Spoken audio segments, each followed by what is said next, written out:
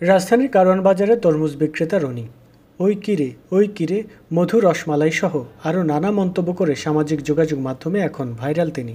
Viral হওয়ার পর থেকেই সেই তরমুজ বিক্রেতাকে দেখতে প্রতিদিন ভিড় জমাচ্ছে অনেক মানুষ। ফলে নতুন এক বিড়ম্বনার মুখে পড়েছেন ভাইরাল সেই তরমুজ বিক্রেতা। সেই তরমুজ বিক্রেতার দোকানে অনেকেই বিনা কারণে এসে ভিড় জমাচ্ছেন, ভিডিও করছেন। ফলে ক্রেতারা সেই তরমুজ বিক্রেতার দোকান এড়িয়ে যাচ্ছেন। এমন অবস্থায় তরমুজ বিক্রি করতে না পেরে ভেঙে পড়েছেন সেই বিক্রেতা। প্রায় 1.5 লাখ টাকার তরমুজ বিক্রি করতে না পেরে আত্মহত্যার হুমকি দিয়েছেন তিনি।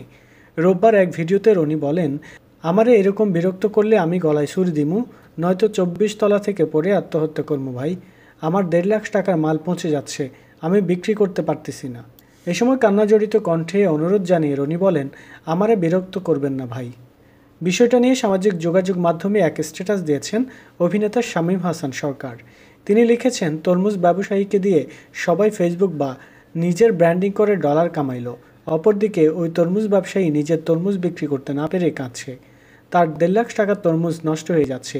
এরপর শামীম লেখেন, ভাইরাল হওয়ার লোডই আলাদা, জোশ আছে, সবাই তোমার পাশে আছে, জোশ খাওয়া শেষ, বিদায় বাংলাদেশ। লোকটার জন্য মায়াই লাগতেছে। ওই কিরে, ব্যবসা করতে দেন ওনারে।